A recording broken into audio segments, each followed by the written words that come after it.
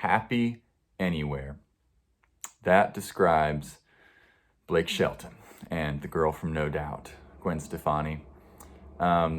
This song came out July 24th. It was written by Ross Copperman, Josh Osborne, and Matt Jenkins. So it's a songwriting team here.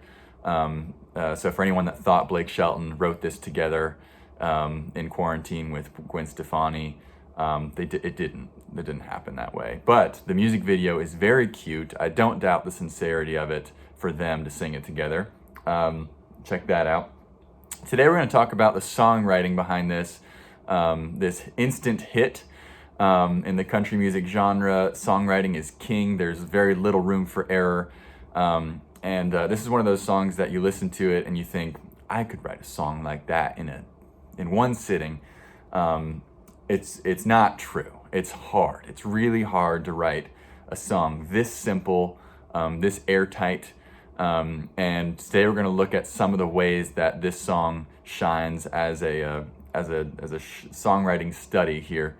I'll kind of break it down. So real quick, I'll do a few things as an intro, then we're going to listen to the song and I'll give a little bit of voiceover. Song structure is traditional, typical pop or country song structure. Verse 1, pre-chorus, chorus. Verse 1, pre-chorus, chorus. And then there's an instrumental, pre-chorus again, and chorus. The song is mostly chorus. It's a long chorus. So as we listen to it, you'll hear a short verse, very short pre-chorus, and then a big long chorus, and it's repeated 3 times. That's the song, is the chorus. But the verses and pre-chorus do a really good job of pointing to it, accentuating it. So we'll listen to that as we go. Lyrically, you'll hear again the things that are spoken about in the first verse and the second verse. And the pre-choruses, they all point straight to that concept of happy anywhere. So there's no confusion to the listener. Everything is in its right place, and it drives home the concept the whole way through. Musically, an arrangement's quite simple. It doesn't actually have a lot of dynamic change outside of kind of a nice little pause, which we'll listen to right before it gets back into the last chorus. So again, it sounds simple. These things are tough to get into this form and this crisp songwriting. So let's jump in to Happy Anywhere and we'll kind of talk about it as we go. The intro is the same as the same chords as the verse. So it's just kind of providing you a little music to pull you into this verse. The verse is all major chords. So it's got that happy.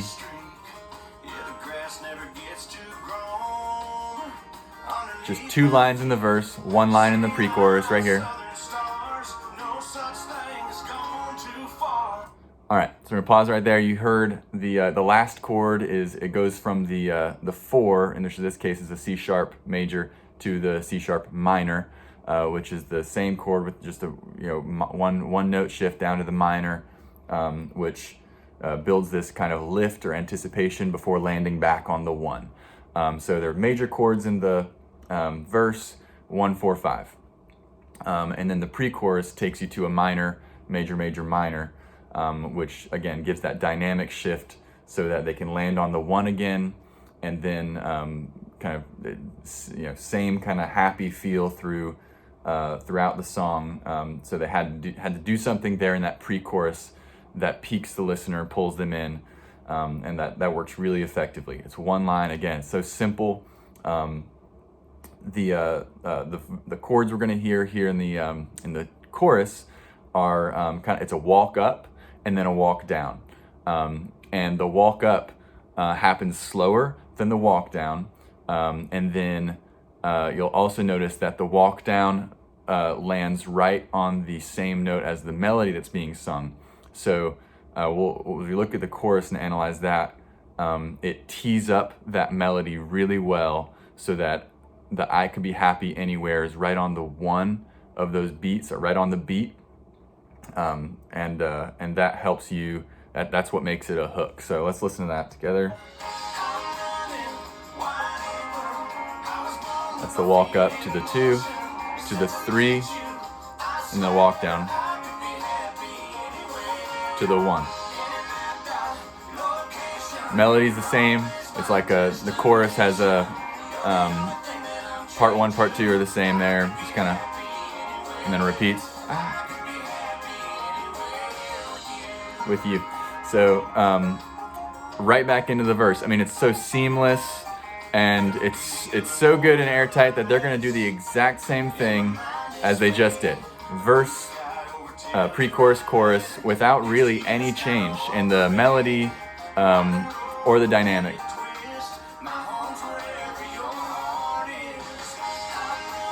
Right back into the chorus.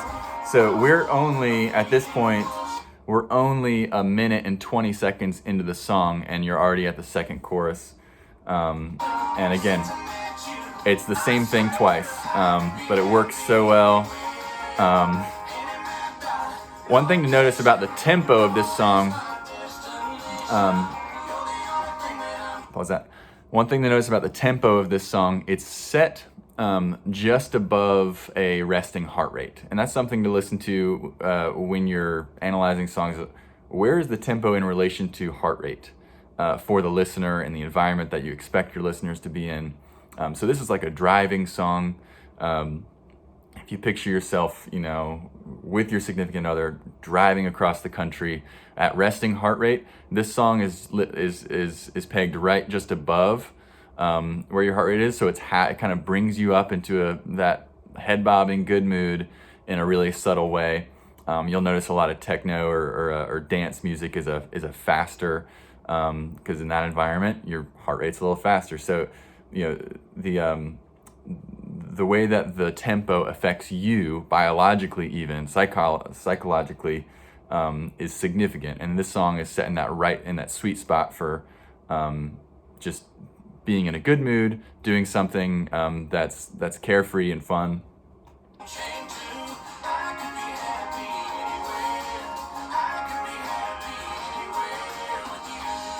All right, so here comes the instrumental. It's the same chords as the chorus.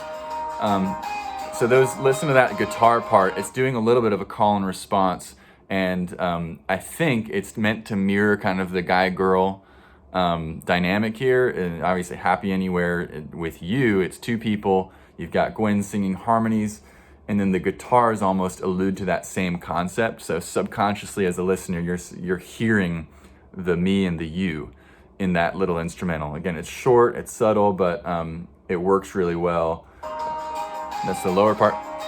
The higher part, it's like they're talking to each other through the guitar.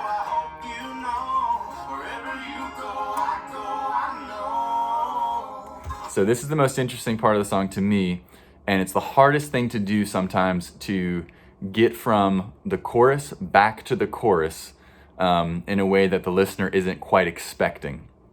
And as I said, this is a really traditional song structure, but they do something here very subtly that works really well. And so somehow when you get back to that final chorus, you have to do something to catch the listener off guard, surprise, or musically, oh, that's different, right? So now we're 2/3 of the way through the song. We've heard everything that they have to offer us, and they need to sing that chorus again, because that's all you really want to hear. So when they hit that pre-chorus, wherever you go, I go. So that part is going to actually have an extra 2 beats as opposed to the previous. So, if it's a 4-beat measure, you're actually going to hear them come in on the 3, which resets, becomes the 1. So listen to that again, and you may not notice that just in passing, but what they're doing there is providing an element of surprise without doing anything out of the ordinary. So when the 1 comes back in on the final chorus, it feels different. Somehow to your brain, it feels like a little, oh, here I am again, surprise.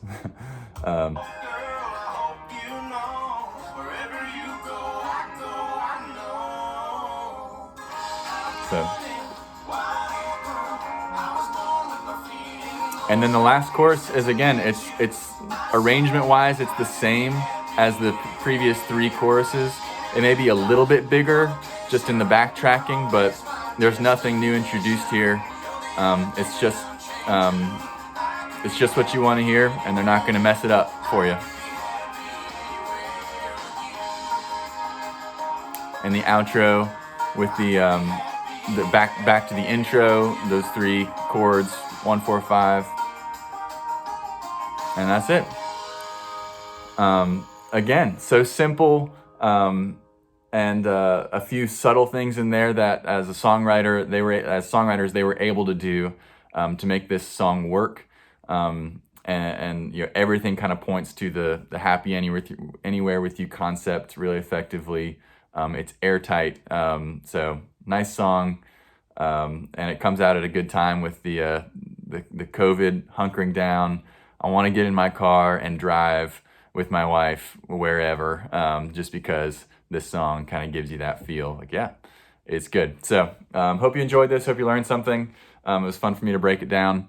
If you like this video, check out the other ones that I've posted Songwriter's Analysis for, and share it with friends. Hopefully this is a good way to kind of listen to music in a new way and appreciate it. Thanks. Bye.